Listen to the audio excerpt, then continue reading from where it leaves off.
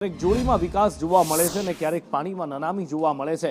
આ બાજુ ખેડા જિલ્લાને મેઘરાજાએ ગઈકાલથી થંભરોળવાનું શરૂ કર્યું છે અને હાલત એ છે કે કેટલાય ગામ સંપર્ક વિહોણા બન્યા છે ને એમાંનું જ એક આ ગામ છે સુંઢા વરસોલ ગામ કે જ્યાં વાહન લઈને જવું કે પછી ચાલતા જવું અશક્ય થઈ ગયું છે। ક્યાંક કેડ સમા તો ક્યાંક માથોડા પાણી ભરાયા છે। આ બાજુ બીજી બાજુ જે આપ જોઈ રહ્યા છો મૌદાના પોલીસ સ્ટેશન મામલતદાર કચેરી બધા જ દ્રશ્યો આપ જુઓ કે બધું જ પાણીમાં ગરકાવ થઈ ગયું છે। પોલીસ કર્મીઓ અત્યારે સામાન ઉપર ચડાવી રહ્યા છે। આ હાલત છે ને સુંઢા વરસોલ ગામ કે જ્યાં આગળ પહોંચવું શક્ય નથી। આ ગામ લોકોનું કહેવું છે કે દર વર્ષે અહીંયા આ જ હાલત આ જ હાલાકી આ જ તકલીફ પડે છે પણ અમારી સામે જોવા વાળું કોઈ નથી।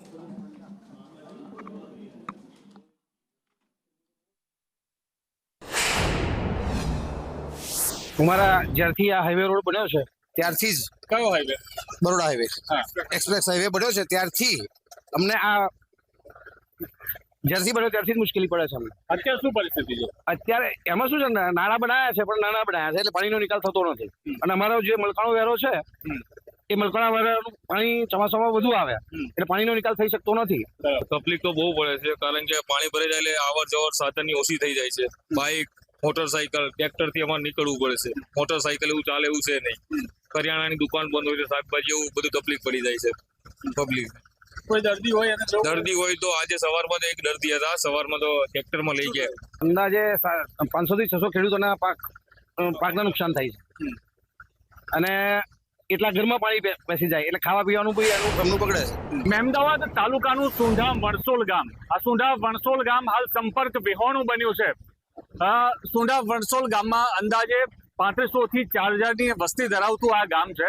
આ ગામનો જે મુખ્ય રોડ છે કે જે મહેમદાવાદ નડિયાદ સ્ટેટ હાઈવે ને જોડતો રોડ છે આ રોડ ઉપર પાણી ભરાઈ જવાને કારણે કેડ સમા પાણી ભરાઈ જવાને કારણે હાલ આ જે સુંઢા વણસોલ ગામ છે તે સંપર્ક વિહોણું બન્યું છે। અત્યારે ગામના જે તમામ જે નાગરિકો છે તેમને પારાવાર મુશ્કેલીનો સામનો કરવો પડી રહ્યો છે।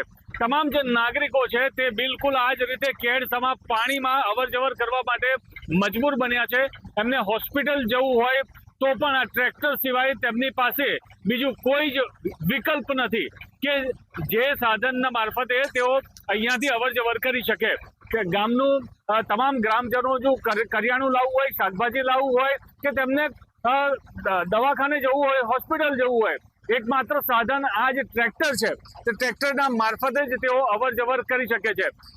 ગ્રામજનોને આ સમગ્ર મામલે પૂછવામાં આવ્યું ત્યારે તેમનું જણાવવું છે કે એક્સપ્રેસ હાઈવે જ્યારથી બન્યો ત્યારથી આ પ્રશ્ન ઉદ્ભવ્યો છે અને એક્સપ્રેસ હાઈવેને કારણે જે મલકાણા વહેરાનું જે પાણી છે તે પાણી બ્લોક થઈ જવાને કારણે અને તેને પાણીને યોગ્ય દિશા ન મળવાને કારણે આ જે પરિસ્થિતિ છે તે વર્ષોથી અહીંયા પાણી ભરાઈ જવાની પરિસ્થિતિનું સર્જન થાય છે અને ગ્રામજનો ભારે હાલાકીનો સામનો કરી રહ્યા છે। ત્યારે વહેલી તકે જો આ જે એક્સપ્રેસ હાઈવે છે તેની નીચે એક ગરનાળું બનાવવામાં આવે કે જ્યાંથી પાણી પસાર થઈ શકે તો જ આ પ્રશ્નનું યોગ્ય નિરાકરણ આવશે।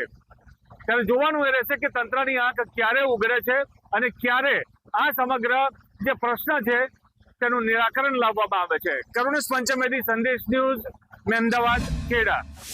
આજ સવારથી મૌદા તાલુકામાં 5 ઇંચ ઉપર 147 mm વરસાદ પડી ગયો છે। તેના લીધે ઘણા વિસ્તારોમાં પાણી ભરાયા છે। અમારા ઓફિસમાં તાલુકા પંચાયત ઓફિસમાં પણ પાણી ભરાયા છે। ખાસ કરીને ખેડા વિસ્તારમાં જે નાગરિકો જેઓના ઘરમાં પાણી ઘૂસે છે શું વ્યવસ્થાઓ આપના તરફથી કરવામાં એમનું સ્થળાંતર કરવામાં આવ્યું છે કન્યા શાળામાં અને ત્યાં જમવાની ને રહેવાની વ્યવસ્થા એમની કરવામાં આવી છે।